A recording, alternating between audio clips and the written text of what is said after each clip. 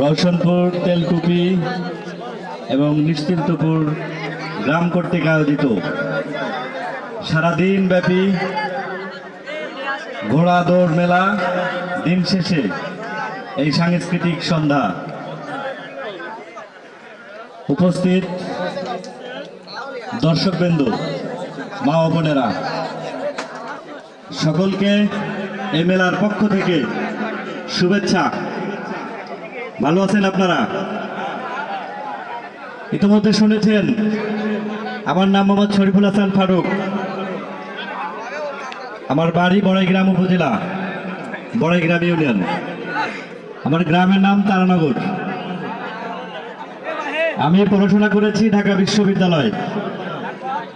আমি ছাত্র জীবনে ছাত্র রাজনীতি করেছি। আমি ছাত্রলীগের কেন্দ্রীয় কমিটির সাংগঠনিক সম্পাদক ছিলাম।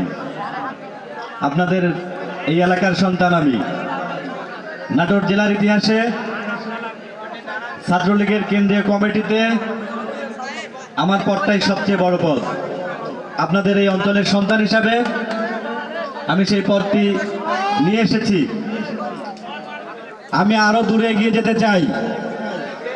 আপনাদের এই সন্তান হিসাবে, আপনাদের এই মাটির সন্তান হিসাবে এখানে আপনারা গুরুদাসপুর এবং বড়াইগ্রাম উভয় উপজেলার মানুষ আছেন, মানে আমরা প্রতিবেশী, পাশাপাশি গ্রাম, পাশাপাশি আমরা প্রতিবেশী।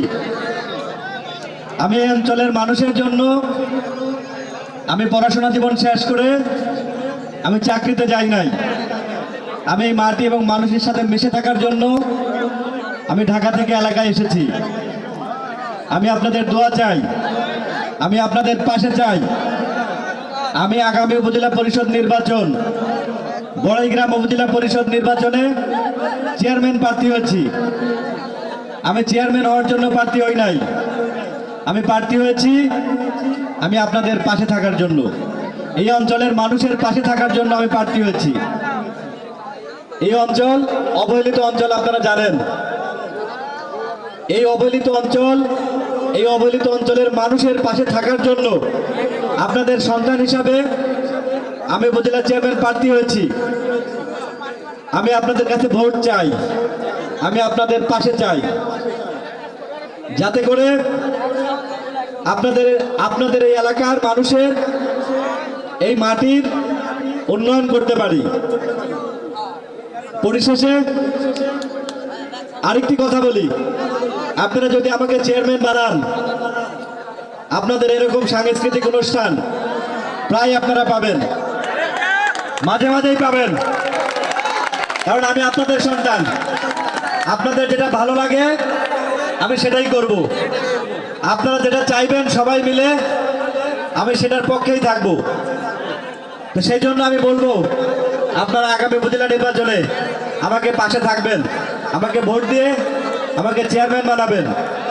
ইনশাআল্লাহ আরো সুন্দর সুন্দর ভালো ভালো শিল্পী আসবে, বাংলাদেশ বিখ্যাত বড় বড় শিল্পী আসবে, অনুষ্ঠান হবে আপনাদের। আমি আর আপনাদের ধৈর্যের বিচ্যুতি ঘটাবো না। মা ও বোনেরা, আপনাদের কাছে ভোট চেয়ে গেলাম, আমাকে ভোটটা দিয়েন, এই এলাকার সন্তান আমি। পরিশেষে আপনাদের সকলের সুস্বাস্থ্য এবং আজকের এই মেলার সাফল্য কামনা করছি। ধন্যবাদ সবাইকে। জয় বাংলা, জয় বঙ্গবন্ধু।